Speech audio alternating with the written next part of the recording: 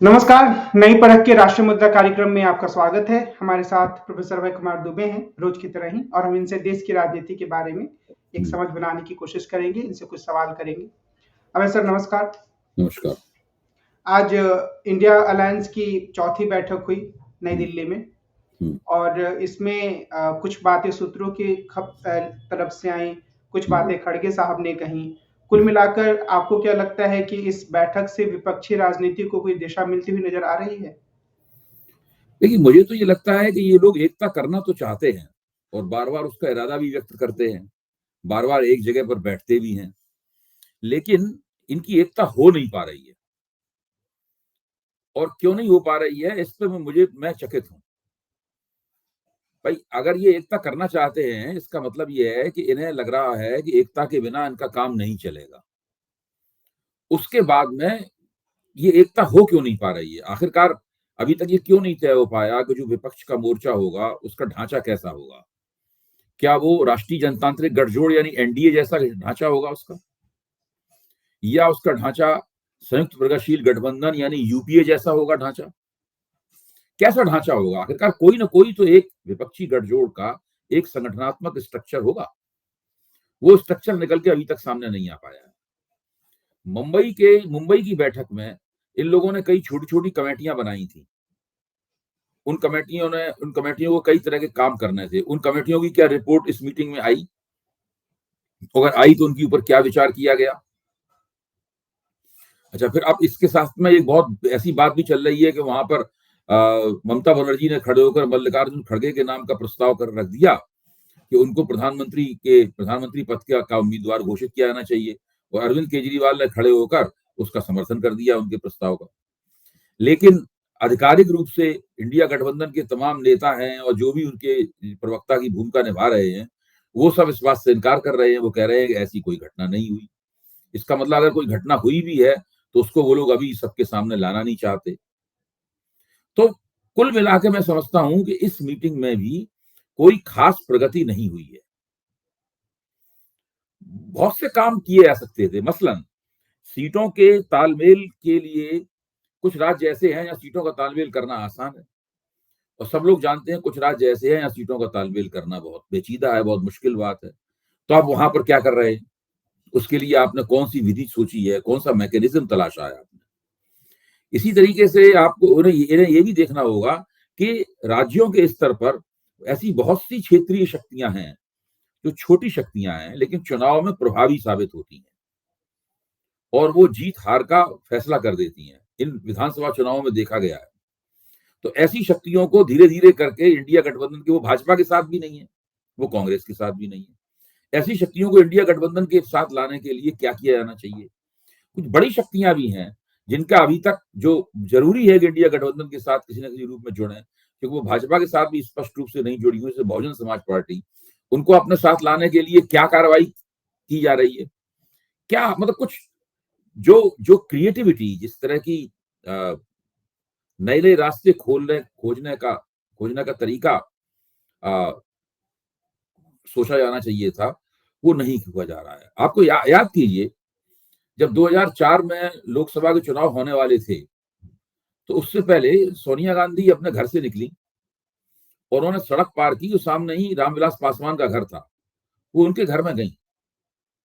रामविलास पासवान उनको अपने घर में देख के हक्के बक्के रह गए, और रामविलास पासवान से उन्होंने कहा कि आइए हम लोग मिलजुल के राजनीति करते हैं। उससे, इस घटना से, इस पहलकदमी से संयुक्त प्रगतिशील गठबंधन के विचार का जन्म हुआ।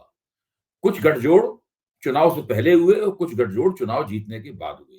कुल मिला के वो एक पोस्ट पोल अलायंस था, लेकिन वो एक उसके साथ प्री पोल और पोस्ट पोल का एक मिला जुला रूप था। तो ये लोग कैसे करेंगे, क्या करेंगे? एक तो इन लोगों को लगता है गठबंधन नहीं किया तो बुरी तरीके से पत्थर से मारे जाएंगे, और सारा समय अगली बार लोकसभा की सीढ़ियों पर बैठे हुए नारे लगाते हुए गुजरेगा कि उन्हें तो बार बार लोकसभा से बाहर निकाल दिया जाएगा, राज्यसभा से बाहर निकाल दिया जाएगा। ये रवैया तो जरा भी उन्होंने सरकार का प्रतिरोध करने की कोशिश की है, सरकार के लिए मुश्किल सवाल पेश किए, वैसे ही उनको निकाल दिया जाएगा बाहर। तो अगर इनकी शक्ति ज्यादा होगी लोकसभा में, ये क्षमतावान होंगे, प्रभावी होंगे, तब इनके साथ ऐसा नहीं हो पाएगा। तो न केवल सत्ता में आने के लिए उनका गठबंधन जरूरी है, बल्कि प्रभावी विपक्ष बनने के लिए भी उनका गठबंधन जरूरी है।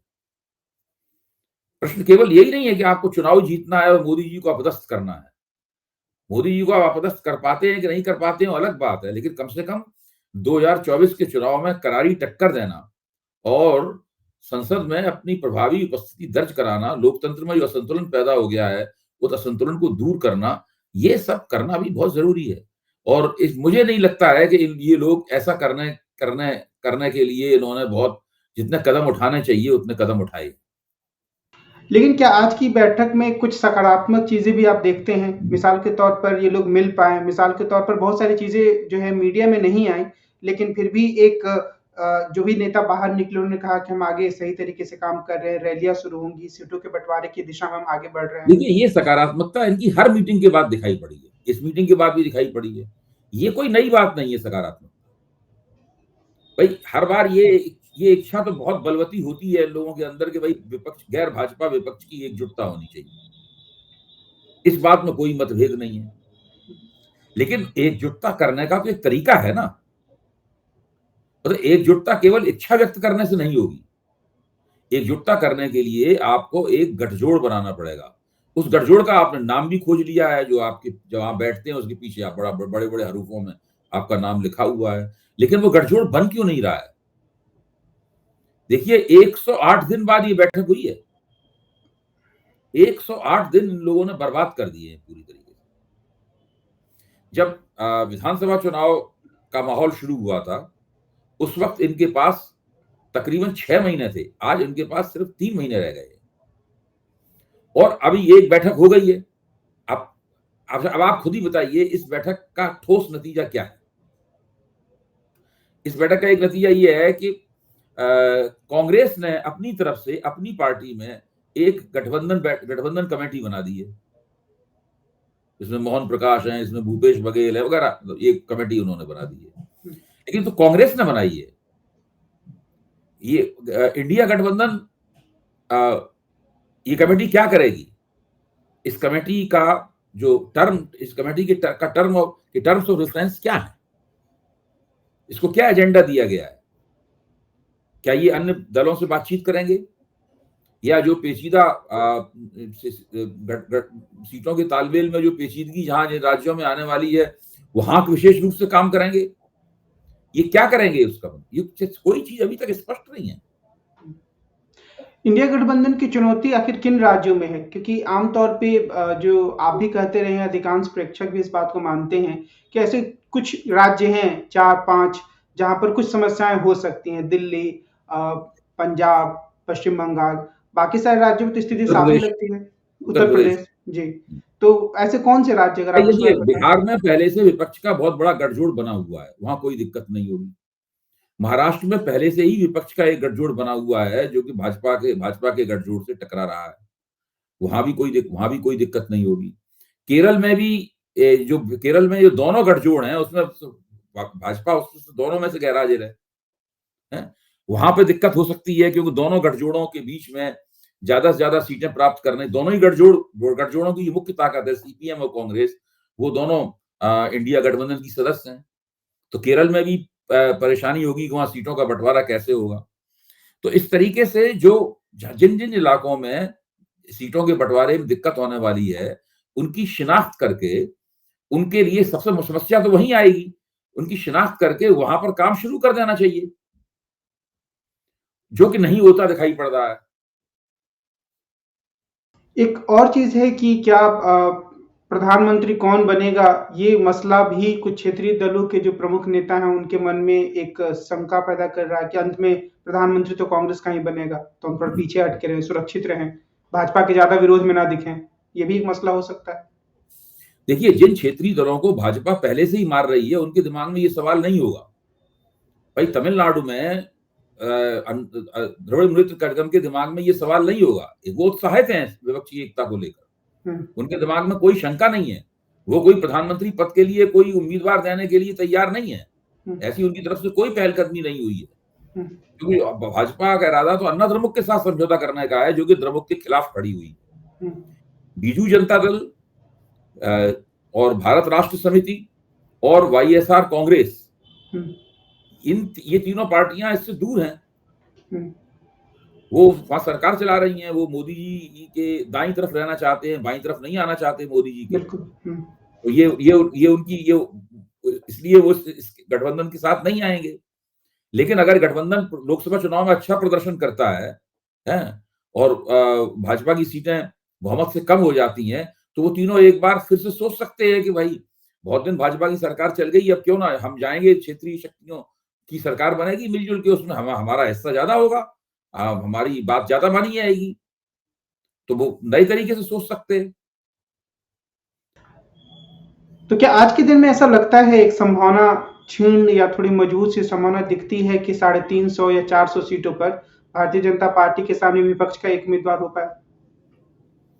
देखिए, ये ज्यादा मुश्किल बात नहीं है, लेकिन सवाल ये है कि इस अगर ये कम मुश्किल है या ये कुछ थोड़ी मुश्किल है, तो दोनों ही हालतों में इसको जमीन पर उतारना होगा। बहुत लंबा इंतजार करने के लिए या ऐसा आपके पास समय नहीं है कि आप धीरे धीरे परिस्थिति को पकने दें। आपको फटाफट निर्णय लेने होंगे और बहुत तेजी के साथ में जगह जगह आपको गठजोड़ बनाते हुए आगे बढ़ना होगा। तो वो नहीं हो रहा है। उसमें जो देरी हो रही है, उस देरी से इन लोगों की साख राष्ट्रीय स्तर पर गिर रही है। अभी तक देश की जनता के सामने एकताबद्ध विपक्ष का चेहरा आ जाना चाहिए था, जो कि अभी तक नहीं आया है। और बहुत निकट भविष्य में 15 दिन में 20 दिन में एकताबद्ध होकर खड़े हो जाएंगे, इसकी कोई गारंटी नहीं ले सकता। आप बताइए, क्या आपको लगता है कि 15 दिन के अंदर ये एकताबद्ध होकर खड़े हो जाएंगे? लगता है ना, और भी ज्यादा समय लगेगा। हो सकता है ना पूरी जनवरी लग जाए इस काम में। 30 जनवरी से तो उन्होंने रैलियों की घोषणा की है। 30 जनवरी को पटना में एक शायद रैली प्रस्तावित है और अधिकांश दल ये भी कह रहे हैं कि वो 15 दिन के भीतर सीट शेयरिंग का निपटा लेंगे, पर कई राज्यों में समस्याएं आ सकती हैं, ऐसा लगता है। नहीं, अगर निपटा लेंगे तो बहुत अच्छी बात है, लेकिन ये आसान नहीं है।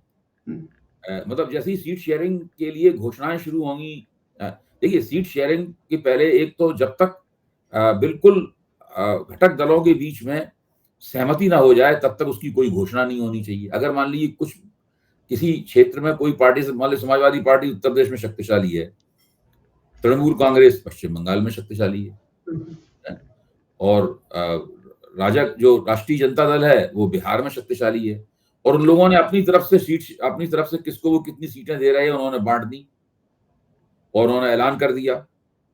तो फिर आप फिर एकता क्या होगा एकता का, बताइए।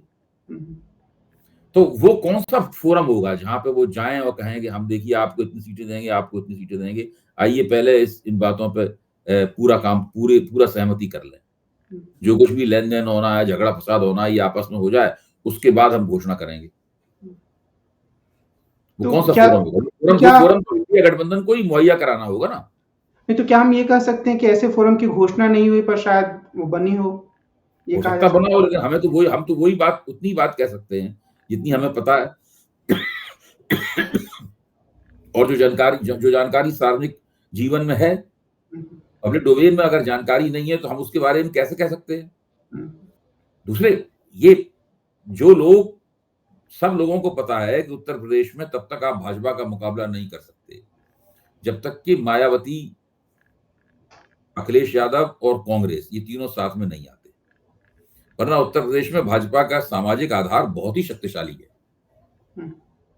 और मायावती अगर नहीं आएंगी तो मायावती का वोट भी ड्रिफ्ट करके भाजपा में चला जाएगा, उसका बड़ा हिस्सा। उससे भाजपा का सामाजिक आधार और भी ज्यादा शक्तिशाली हो जाएगा। तो ऐसी स्थिति में ये सबको पता है, लेकिन क्या कोई बैक चैनल बातचीत हो रही है? हम अगर हो रही है तो मैं नहीं चाहता कि वो हमें बताएं या सबको बताएं, मैं तो केवल सवाल उठा रहा हूं।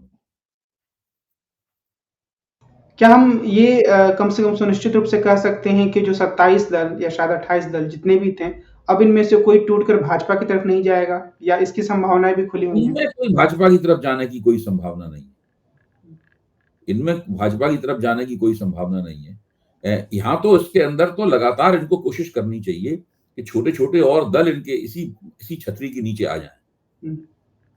अगर वो आ जाएंगे, वो तभी आएंगे ना जबकि उनको बड़े दल ये आश्वासन देंगे कि भाई आपको आपके इलाके में 1 सीट दे देंगे, आपको आपके इलाके में 2 सीटें मिल जाएंगी, आप 2 सीटों, ऐसे मान लो आदिवासी पार्टी है राजस्थान की, अगर उसको एक सीट दी जा सकती है, 2 सीटें दी जा सकती हैं, तो उस पूरी प्रक्रिया में बहुत आदिवासी वोट बहुत बड़े पैमाने पर इंडिया गठबंधन की तरफ जा सकते हैं। तो ये इन बातों को सोचना होगा और होशियारी से काम करना होगा। ये भी देखना होगा कि विधानसभा चुनाव में जिस पार्टी ने जैसा प्रदर्शन किया है, क्या वो उसकी ताकत का लोकसभा के संदर्भ में सही नमूना है? बिल्कुल। ये जो आपने कार्यक्रम की शुरुआत में पहले प्रश्न में भी इशारा किया था कि एक ऐसी स्थिति बनती जा रही है जहाँ पर संसद में, लोकसभा में और राज्यसभा में विपक्षी सांसदों को बहुत ही आराम से सस्पेंड कर दिया जाए, उन्हें निलंबित कर दिया जाए पूरे सत्र के लिए, एक लंबे समय के लिए। तो ये जो प्रवृत्ति है उसे आप किस तरीके से देखते हैं? क्योंकि ये लगता है कि ये 1-2 सत्र पहले से ही ज़्यादा मजबूती से सामने आ रही है। आपको क्या नहीं, लगता वो है तो इसमें? भाजपा का बिल्कुल, भाजपा जो है बिल्कुल सीधी, उसका खेल बिल्कुल सीधा है। उसका कहना ये है कि आप लोग नियमों कानूनों को नहीं मानते, आप अनुशासनहीन हैं, क्योंकि आप चुनाव हार जाते हैं इसलिए उसकी खींच आप निकालते हैं हुँ, और आप हमारे ऊपर नाजायज किस्म के दबाव डालते हैं। मसलन भाजपा के तमाम जो समर्थक पत्रकार हैं, वो ये तर्क देते हैं कि अगर मान लीजिए इनके कहने पर गृह मंत्री ने बयान दे भी दिया होता तो संतुष्ट थोड़ा हो जाते ये। तो उसमें से कुछ और बात निकाल के अब विरोध करते रहते हैं अपना, हुँ, क्योंकि उनको हंगामा ही खड़ा करना है। हुँ, तो इसलिए भाजपा चाहती है कि इन सबको संसद से बाहर निकाल दिया जाए और अपने सारे जितने भी विधायी कार्य है, जितने भी कानून बनने हैं, वो सब इनकी अनुपस्थिति में बना लिए जाएँ।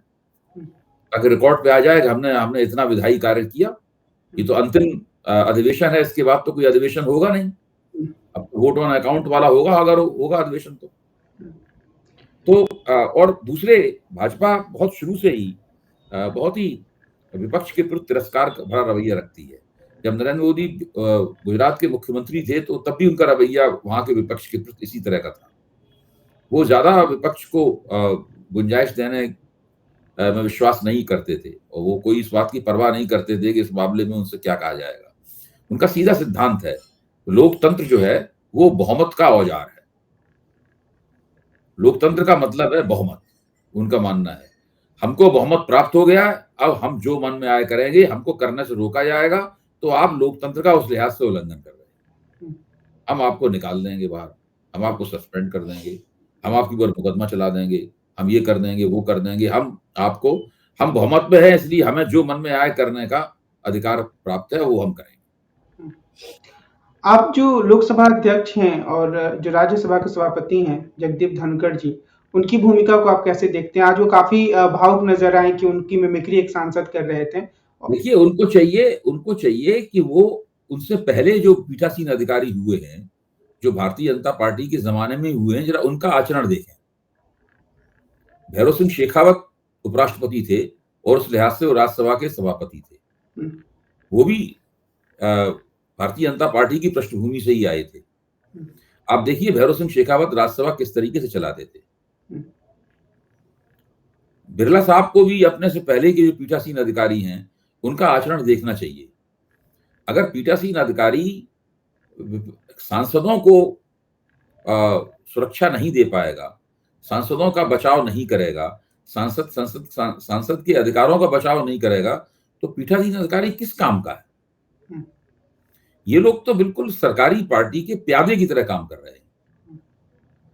और ये भी कहा जा सकता है कि जब तक भारतीय जनता पार्टी या सत्तारूढ़ दल का इशारा ना हो, ये लोग सस्पेंड करने जैसे निर्णय नहीं ले सकते अपने बलबूते पे। शायद समर्थन हो तभी उन्होंने ऐसा किया होगा।